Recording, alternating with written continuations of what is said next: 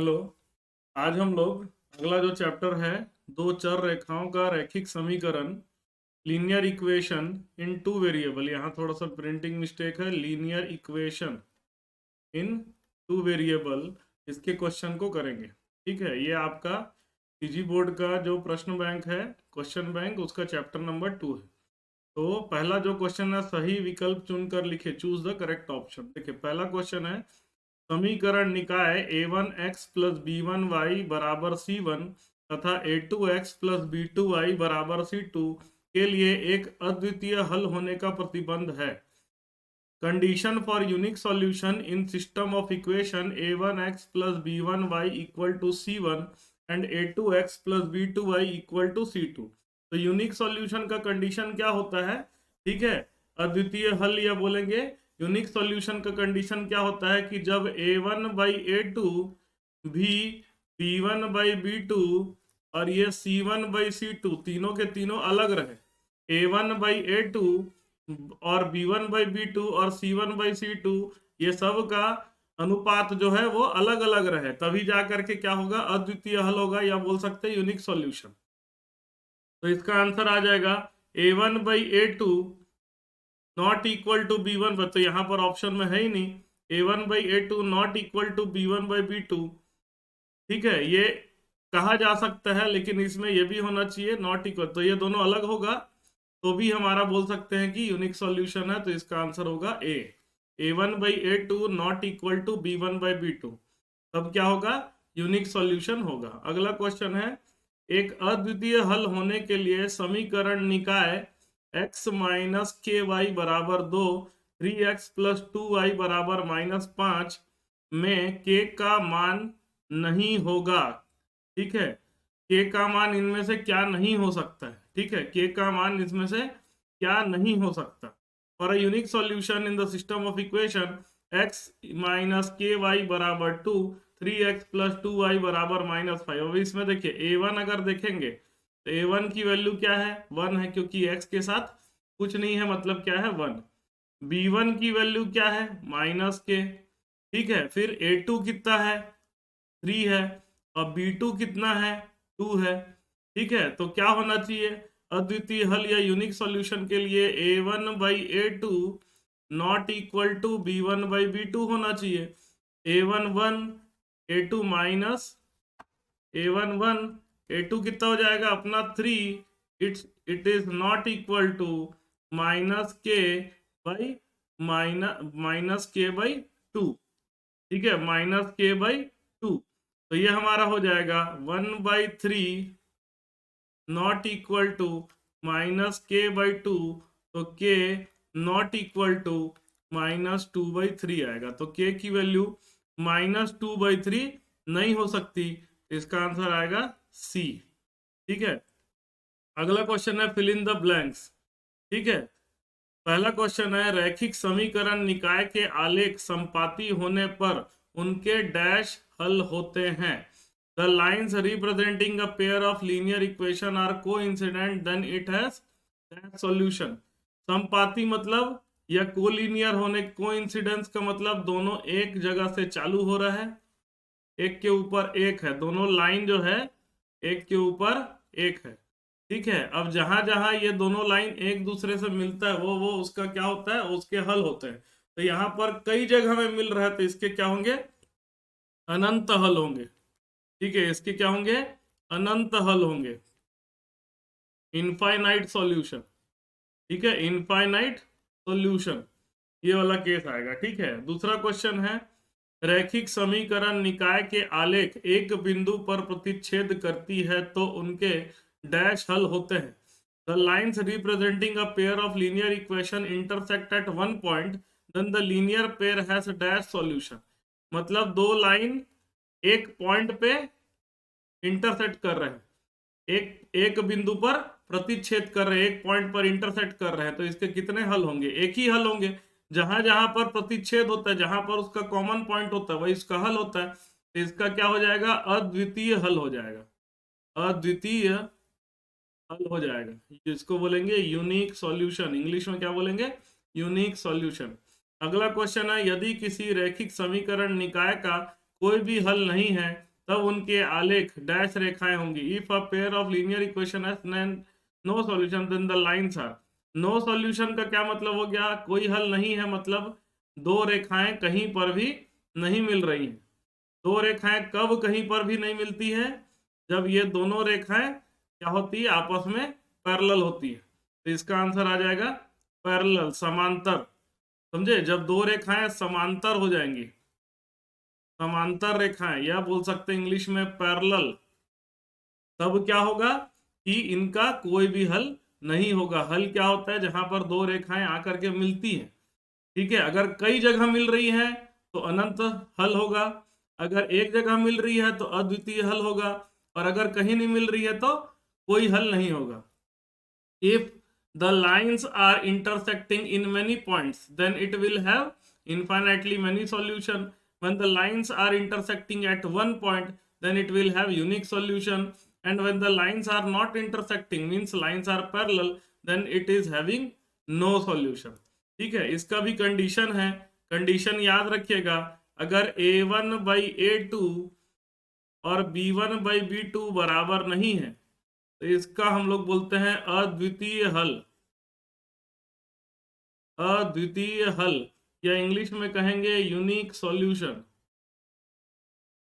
ठीक है, अगर a1/a2 और b1/b2 और c1/c2 तीनों बराबर हो गया तो इसके अनंत हल हो जाएंगे, अनंत हल हो जाएंगे। इनफाइनाइटली मैनी सॉल्यूशन, इंग्लिश में बोलते हैं इनफाइनाइटली मैनी सॉल्यूशन।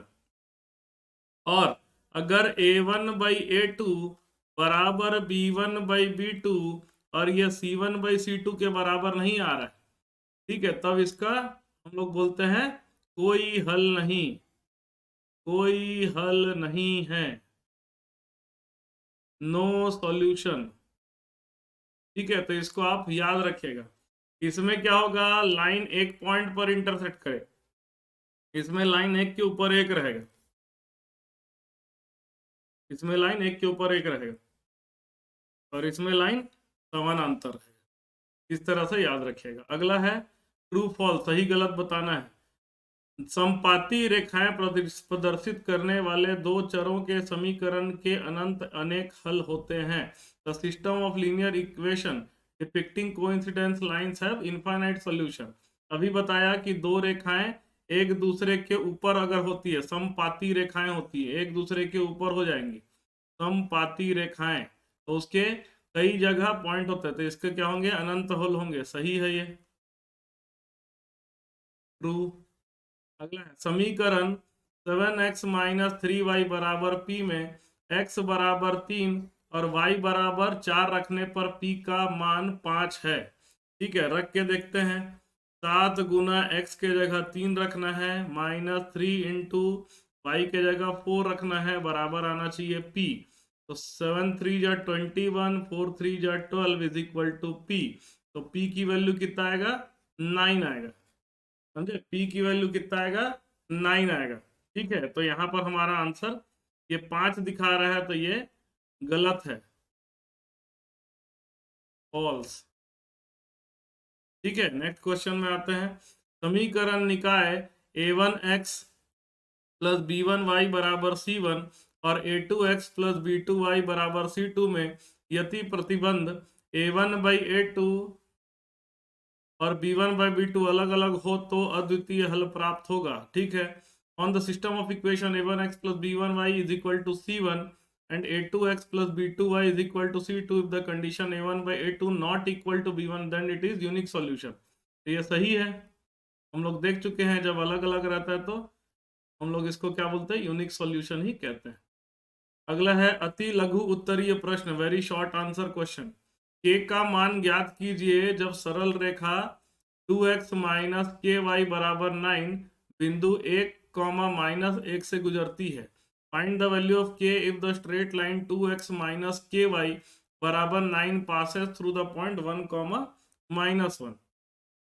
तो हमारी जो रेखा है, रेखा 1 -1 से गुजर रही है। The line is passing through 1, -1, 1, -1 से पास हो रही है, then it must satisfy the equation, ये इक्वेशन को सेटिस्फाई करना चाहिए। मतलब अगर x के जगह मैं 1 रखूंगा, 1 रखूंगा और y के जगह -1 रखूंगा, है ना, तो इसको सॉल्व करने से 9 आना चाहिए। तो x के जगह मैं 1 रख देता हूँ और k इंटू वाई के जगह -1 रख देता हूँ, बराबर 9 आना चाहिए। तो 2 + k बराबर 9 आ रहा है। तो k की वैल्यू कितना आ जाएगा, 9 - 2 मतलब आ जाएगा 7। तो k का वैल्यू कितना आ रहा है हमारा, k का वैल्यू आ रहा है 7। ठीक है, 2 नंबर का सवाल था।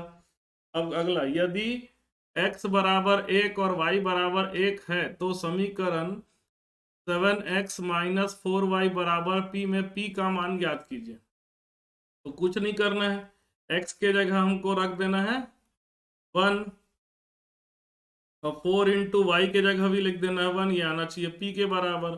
तो 7 - 4 बराबर p, तो p की वैल्यू कितना आ जाएगा, 3 आ जाएगा। p की वैल्यू कितना आ जाएगा आपका, 3 आ जाएगा। तो ये हो गया हमारा p का वैल्यू। ठीक है, नेक्स्ट क्वेश्चन है हमारा, कथनों को समीकरण रूप में लिखिए। दो संख्याओं का योग 16 तथा उनका अंतर 4 है। ठीक है, write the statement in the form of equation. The sum of two number is 16 and the difference is 4। तो सम मतलब क्या हो गया, योग। ये कितना कह रहा है, ये कह रहा है 4। एक सॉरी, ये कितना कह रहा है आपका, 16 कह रहा है।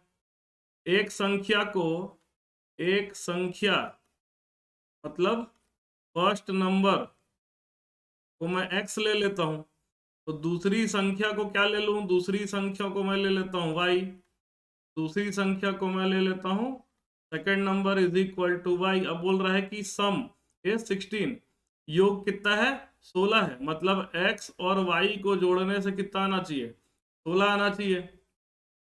ठीक है, x और y को जोड़ने से कितना आना चाहिए, 16 आना चाहिए, 16 आना चाहिए। x + y is equal to 16 लिख देता हूं। और उसका अंतर कह रहा है, अंतर, अंतर माने हो गया डिफरेंस।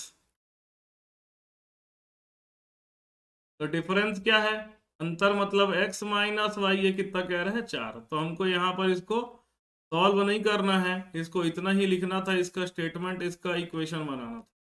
तो हमारा इक्वेशन बन गया। 2 नंबर का सवाल है। अगला है वेरी शॉर्ट आंसर क्वेश्चन, जो 3 नंबर का सवाल आता है।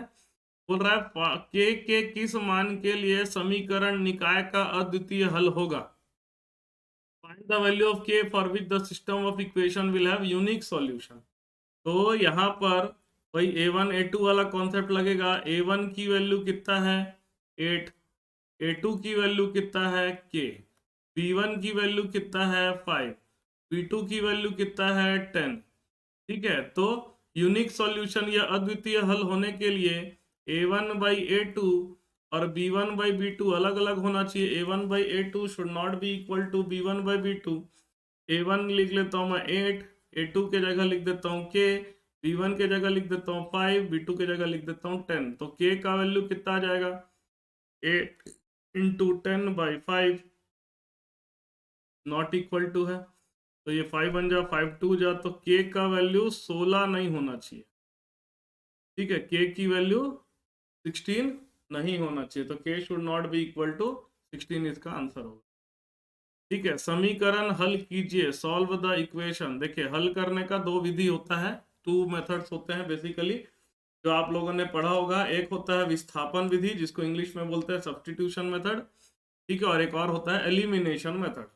ठीक है, तो हम क्या करते हैं, कोई भी मेथड से बना देते हैं। तो जैसे कि 2x + y बराबर 8 है, तो y बराबर क्या लिख सकता हूँ, 8 - 2x लिख सकता हूँ।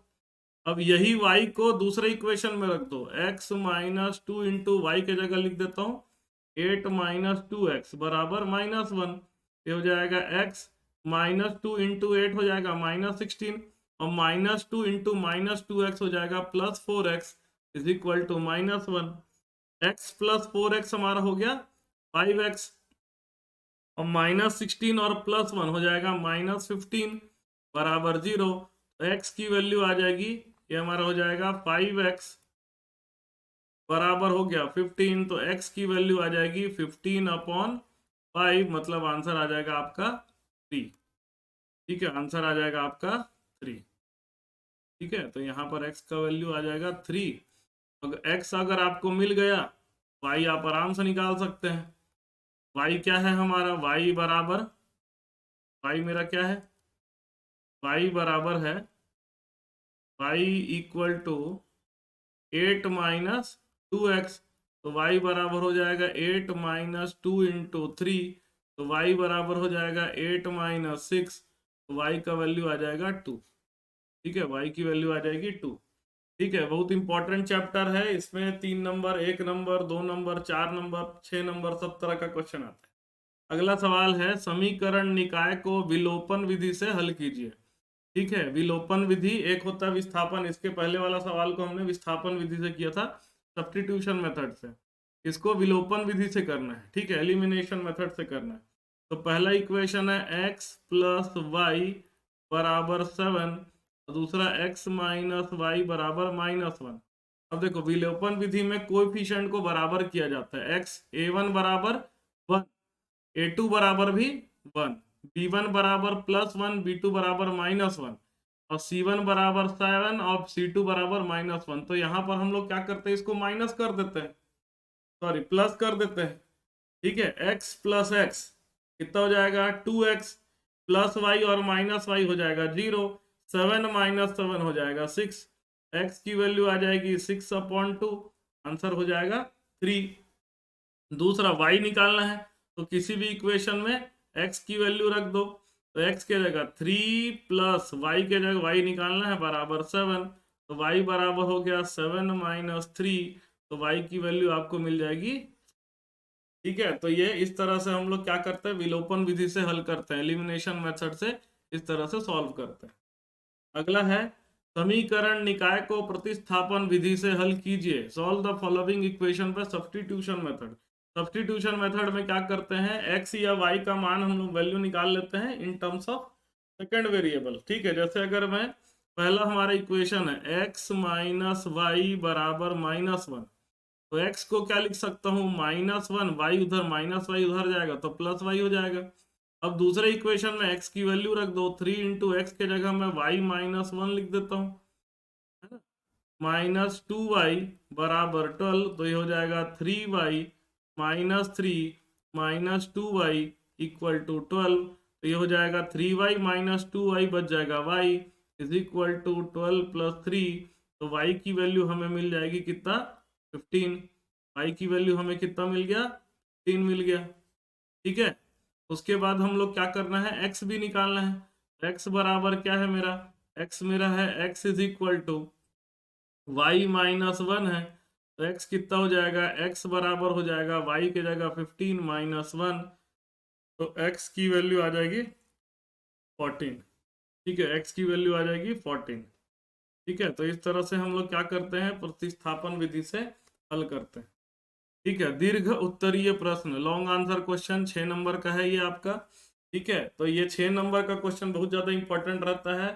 ठीक है, तो 6 नंबर को आप भले लगे 5-10 बार, जितने बार लगे देखिए, खुद से बनाइए, दिमाग में उसको बैठाइए कि कैसे बनाना है, हर तरह के क्वेश्चन को बना लीजिए। द डिफरेंस ऑफ द, दो संख्याओं का अंतर 14 तथा उनके वर्गों का अंतर 448 है, संख्याएं ज्ञात कीजिए। The difference of two number is 14 and the difference of sum of square of the number is 448, find the number। तो माना, लेट पहली संख्या या बोल सकते हैं first number, it is equal to x। दूसरी संख्या अगर देखें, जिसको जब बोलेंगे सेकेंड नंबर, इसको मैं ले लेता हूं y। अब क्या बोल रहा है, दो संख्याओं का अंतर 14 है, मतलब क्या हो गया कि x माइनस वाई बराबर 14 है, दोनों का अंतर। अब बोल रहा है कि उनके वर्गों का अंतर 448 है। The difference of the sum of and the difference of the sum of squares, है ना, सम ऑफ स्क्वायर्स वर्गों का अंतर, सम ऑफ स्क्वायर नहीं होना चाहिए, ये थोड़ा सा गलत है। वर्गों का अंतर मतलब क्या हो गया, एक्स का स्क्वायर माइनस वाई का स्क्वायर बराबर कितना है, 448 है कह रहे हैं। ठीक है, तो एक्स का स्क्वायर माइनस वाई के स्क्वायर को x minus y into x plus y भी लिख सकते हैं, ये 448 हो जाएगा। एक्स माइनस वाई के जगह मैं 14 लिख देता हूँ, इंटू एक्स प्लस वाई, ये हो गया अपना 448। तो एक्स प्लस वाई कितना हो जाएगा, 448 अपॉन 14। तो 448 को मैं 14 से डिवाइड कर देता हूँ, तो 14 14 3 जा ज़्यादा होता होगा, तो 14 2 जा 28। ठीक है, ये हो जाएगा 14 में से 8 गया तो 6, और ये 3 में से 2 गया तो 1, ये ज़्यादा ठीक है। 14 3 जा कर लेते, 14 3 जा 42 हो जाएगा, 14 3 जा 42, बचेगा 2। ठीक है, फिर 14 2 जा 28, तो आंसर कितना आ जाएगा, 32 आ जाएगा। एक्स प्लस वाई की वैल्यू हो गई 32। अब देखो, एक्स माइनस वाई बराबर 14 है और एक्स प्लस वाई बराबर 32 है, तो ये हो जाएगा हमारा एक्स प्लस वाई पर इक्वल टू 32 और x minus y equal to 14। ठीक है, दोनों को मैं जोड़ देता हूँ। ठीक है, विलोपन विधि से बना रहे हैं इसको, तो x प्लस एक्स हो जाएगा 2x, माइनस वाई और प्लस वाई हो जाएगा 0।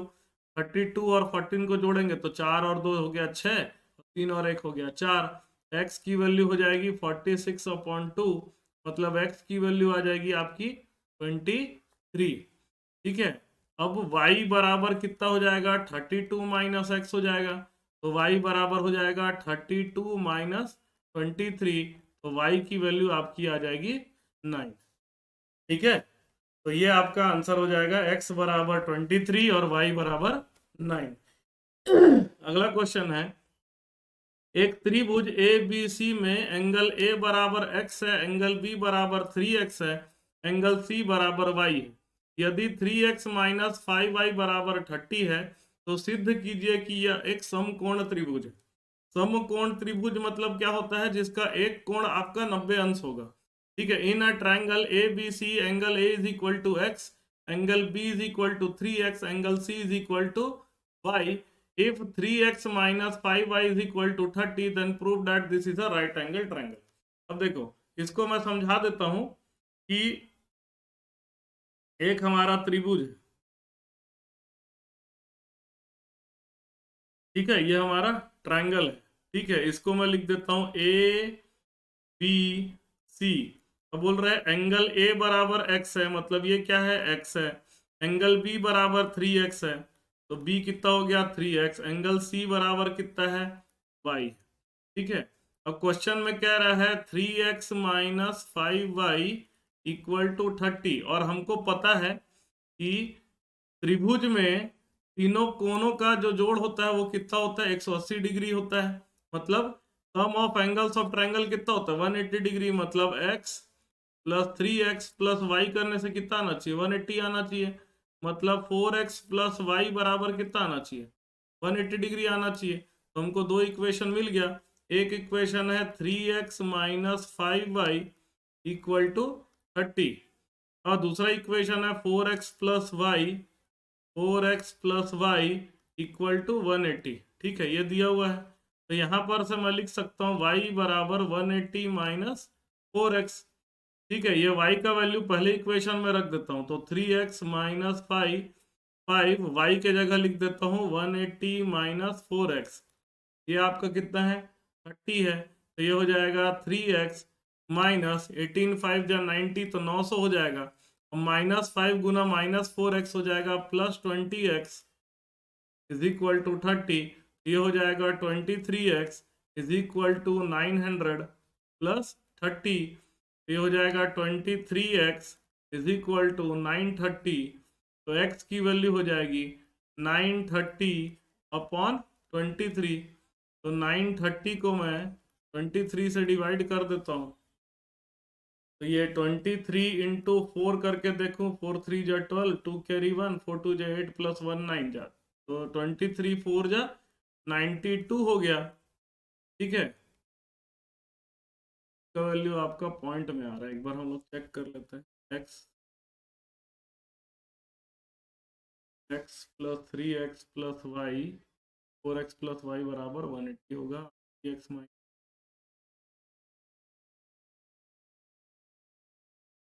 और सॉल्व कर लेते हैं, ठीक है। ये 90 डिग्री आना चाहिए, किसी एक का एंगल कितना आना चाहिए, 90 डिग्री आना चाहिए।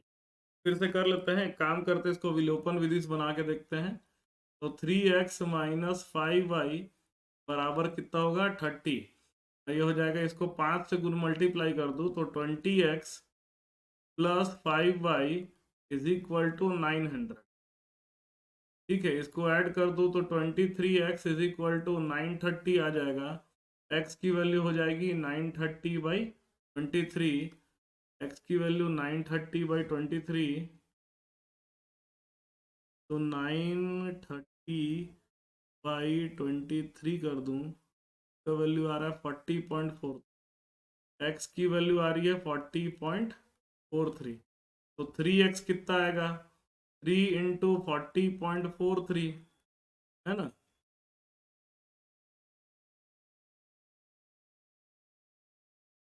चलिए ठीक है, कोई दिक्कत नहीं है। तो एक एंगल को दोबारा तो 3x भी नहीं आएगा।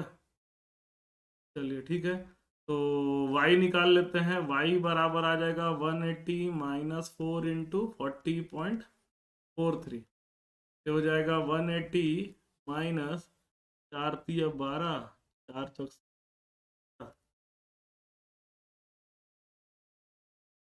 तो नहीं आ रहा है, ठीक है। तो यहाँ पर कुछ क्या होगा, क्वेश्चन में कहीं पर प्रिंटिंग मिस्टेक होगा, ठीक है। क्वेश्चन में कहीं पर प्रिंटिंग मिस्टेक होगा, ये आपका 190 डिग्री नहीं आ रहा है, ठीक है।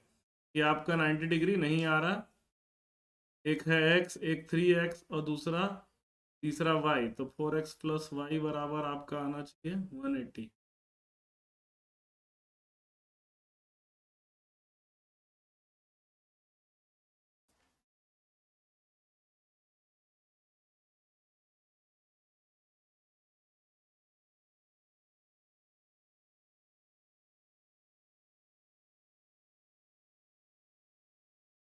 ठीक है,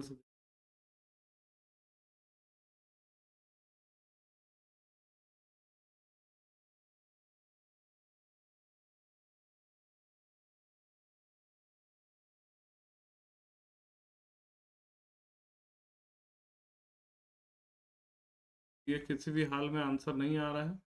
ये जो सवाल है आपका, थोड़ा सा प्रिंट मिस्टेक होगा, कभी कभी आपको प्रिंट मिस्टेक आता है, लेकिन बनाने का तरीका समझ लीजिए। आपका क्वेश्चन सही रहेगा तो इसी तरीके से बनाना है, कोई भी एक एंगल x या 3x या y। अगला क्वेश्चन है आपका, दो संख्याओं का योग 25 तथा उनके व्युत्क्रमों का योग 1/4 है, संख्याएं ज्ञात कीजिए।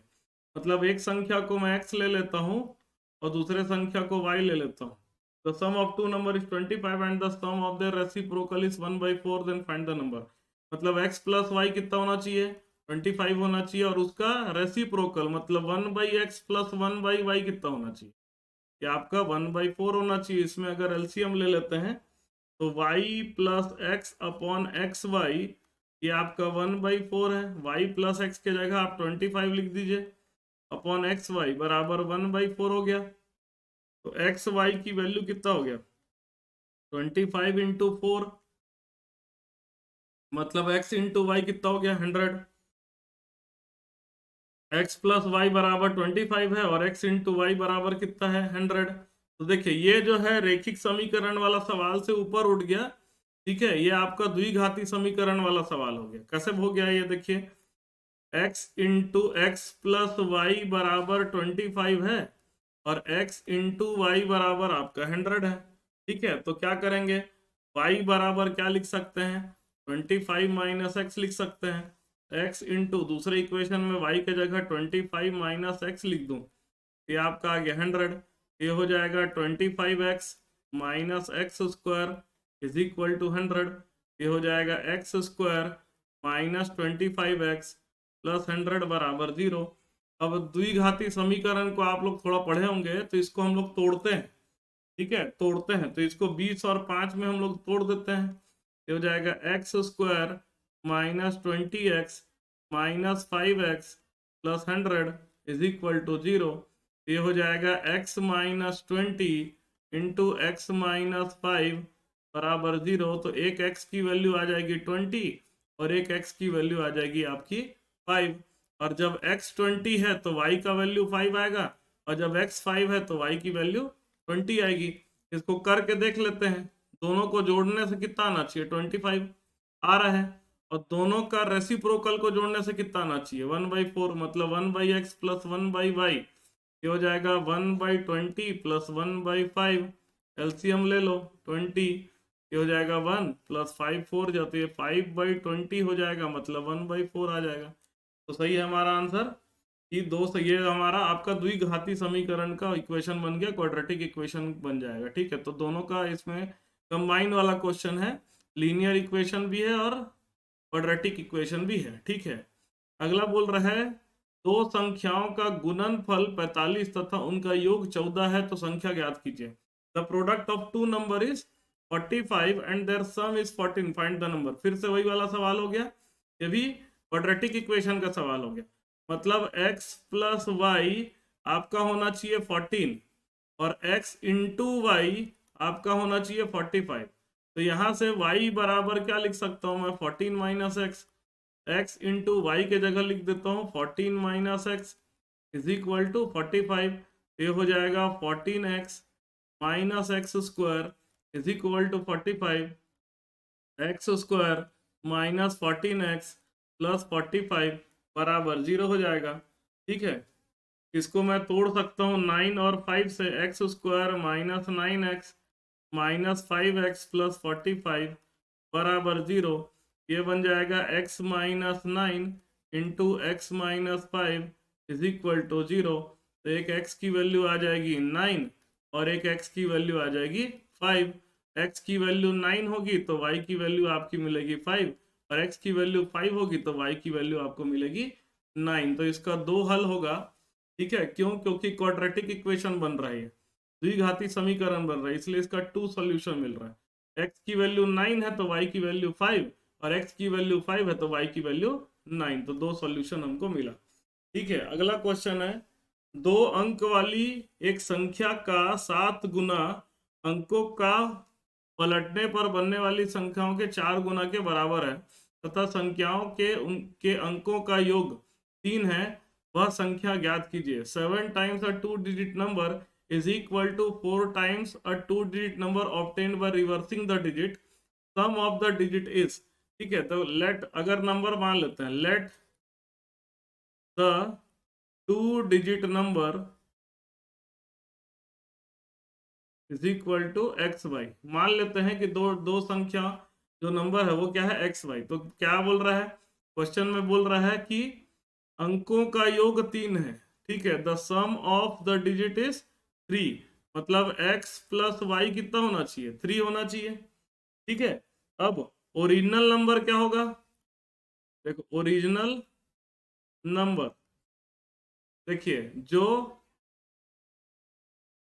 इकाई में होता है या यूनिट प्लेस में होता है उसको 1 से मल्टीप्लाई करते हैं, जो दहाई में होता है उसको 10 से गुना करते हैं।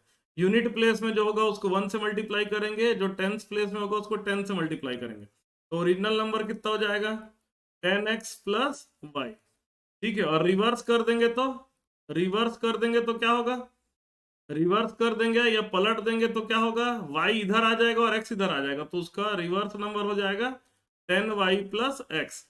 अब क्या बोल रहा है कि 7 times a 2-digit number equal to 4 times the digit reverse, original number का 7 टाइम्स। तो 7 times of 10x plus y is equal to 4 times of 10y plus x कह रहा है। इसको सॉल्व कर देते हैं, तो 7 10 जो हो गया आपका 70x, 70x plus 7y is equal to 40y प्लस 4x, 40y और प्लस 4x हो जाएगा, मतलब 70x minus 4x is equal to 40y minus 7y। तो ये हो जाएगा आपका 66x is equal to 33y। तो 66x by 33 is equal to y हो जाएगा, तो ये हो जाएगा 2। तो y बराबर कितना हो गया, 2x हो गया। दूसरा हमको ये भी दिया है x प्लस वाई बराबर कितना है, 3 है। मतलब x plus y equal to 3। तो x प्लस वाई के जगह 2x लिख देता हूं तो बराबर 3। तो 3x बराबर 3। तो x की वैल्यू आपकी आ जाएगी 1। x आपकी आ गई 1 तो y की वैल्यू आपकी आ जाएगी 2 इंटू 1। तो y बराबर आ जाएगा 2। तो नंबर क्या होगा, देखो नंबर ये होगा, एक ओरिजिनल नंबर भी होगा उत्तर आंसर और एक रिवर्स नंबर भी होगा। तो नंबर क्या होगा, एक्स वाई मतलब 12 है ना, 1 इंटू 2 हो जाएगा 12 है ना। और दूसरा वाई एक्स भी हो सकता है, वाई एक्स मतलब 21। ओरिजिनल नंबर हो गया 12 और रिवर्स नंबर हो गया उसका 21।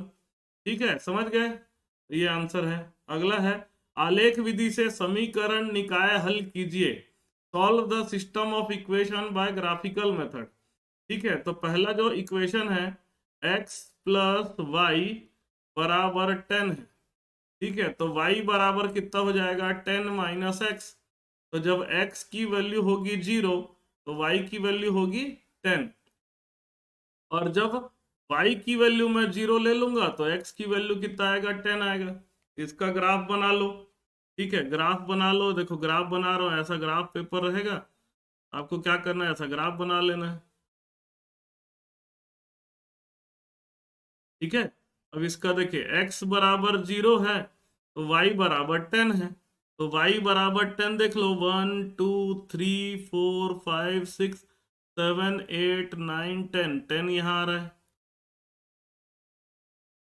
10 आपका यहाँ आ रहा है। ठीक है, फिर क्या बोल रहा है, जब x बराबर 10 है तो y बराबर 0 है। ये देखिए x बराबर 1 2 3 4 5 6 7 8 9 10, यहाँ लगा दिए। ठीक है, इसको जोड़ दिए, दोनों लाइन को जोड़ दिए। ठीक है, एक स्केल से जोड़ देना, ग्राफ बना करके, ग्राफ इसी तरह से बनाना है, उसको जोड़ देना। ठीक है, ये आपका ग्राफ बन गया। चलिए अगला बोल रहा है माइनस एक्स प्लस वाई बराबर 4। माइनस एक्स प्लस वाई बराबर 4। तो जब x का वैल्यू 0 है तो y की वैल्यू 4 है, और जब y की वैल्यू 0 है तो x का वैल्यू -4 है। ठीक है, x का वैल्यू -4 है, मतलब माइनस वाला भी लाइन बनाना पड़ेगा। ठीक है, माइनस वाला भी लाइन बना देता हूं। चलिए ठीक है, अब क्या कह रहा है, जब आपका, इसको नीले कलर से बना रहा हूं। ठीक है, जब x की वैल्यू 0 है तो y का वैल्यू 4 है, तो y 4 ले लेता हूं, 1 2 3 4 यहाँ आ जाएगा। ठीक है, अब बोल रहा है जब x का y का वैल्यू 0 है तो x की वैल्यू -4 है, 1 2 3 4 -4 यहाँ आएगा। अब इनको तो क्या करो, इनको जोड़ दो, दोनों बिंदु को जोड़ दो। दोनों बिंदु को हम जोड़ दे रहे हैं। अब देखिए ये कहाँ पर आकर के मिला, ये मिला इस भाग में, इस पॉइंट पे आकर के मिला। ठीक है, इस पॉइंट पे, तो इस पॉइंट में क्या करना है आपको, एक वर्टिकल लाइन नीचे तरफ बनाना है, एक इधर बनाना है। तो देखिए यहाँ पर x का वैल्यू कितना है, 1 डब्बा 2 डब्बा 3 डब्बा, तो x कितना आ रहा है, 3 आ रहा है। x कितना आ रहा है, 3 आ रहा है। और y कितना आ रहा है, 1 2 3 4 5 6 7। y की वैल्यू कितना आ रहा है, 7 आ रहा है। तो इसका आंसर होगा, समीकरण इसका हल जो होगा, हल x का वैल्यू होगा 3 और y का वैल्यू होगा 7। ये इसका हल होगा। ठीक है, समझ गए। अगला सवाल है, 5 वर्ष पूर्व मेरी आयु मेरे पुत्र की आयु की 3 गुना थी। 10 वर्ष बाद मेरे पुत्र की आयु की दुगना हो जाएगी। मेरे व मेरे पुत्र की वर्तमान आयु ज्ञात कीजिए। 5 years ago I was 3 times as old as my son. 10 years later I shall be 2 times as old as my son. Find the present age of mine and son. ठीक है, मान लो प्रेजेंट एज ठीक है, present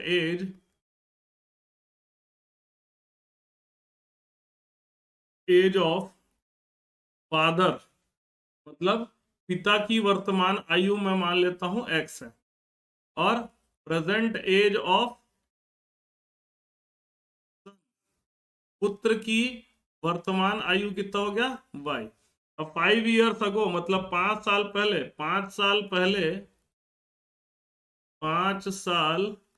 पहले मतलब 5 years अगो, 5 साल पहले as of father पिता की आयु कितना होगी x-5। 5 साल पहले, 5 साल पहले आयु 5 कम कर दो, और एज ऑफ सन पुत्र की आयु कितनी हो जाएगी y-5। बोल रहा है 5 वर्ष पूर्व मेरी आयु मेरे पुत्र की आयु की तिगुनी थी, मतलब पिता की आयु father's age is 3 times of son age. पुत्र पिता की आयु अपने पुत्र की आयु के 3 गुनी थी, मतलब पिता की आयु आपकी x-5 है, ये पुत्र की आयु की 3 गुना थी, मतलब 3 times ऑफ y-5। तो ये हो जाएगा x-5 is equal to 3y-15। तो ये हो जाएगा x-3y इज इक्वल टू -15 और +5, मतलब x-3y आपका होना चाहिए -10। तो ये एक इक्वेशन बन गया, एक समीकरण बन गया। उसके बाद बोल रहा है 10 years लेटर, 10 साल बाद। 10 साल बाद क्या होगा 10 years लेटर, 10 साल बाद, 10 साल बाद एज ऑफ फादर कितना हो जाएगा, फादर के एज में हमको 10 ऐड करना है, ये हो जाएगा x+10 हो जाएगा। एज ऑफ सन, सन की एज कितना हो जाएगी y+10। अब बोल रहा है 10 साल बाद मेरी आयु मेरे पुत्र की आयु के 2 गुनी हो जाएगी, means after 10 years the age of father मतलब x+10 is 2 times of age of son. पिता की आयु अपने पुत्र की आयु के 2 गुनी है, मतलब x+10 बराबर 2y+20 हो जाएगा। तो इक्वेशन बन जाएगा x-2y इज इक्वल टू 20-10, मतलब x-2y बराबर 10। तो ये दो इक्वेशन बना मेरा। एक इक्वेशन मेरा क्या है, एक इक्वेशन है मेरा x-3y इज इक्वल टू -10। ठीक है, x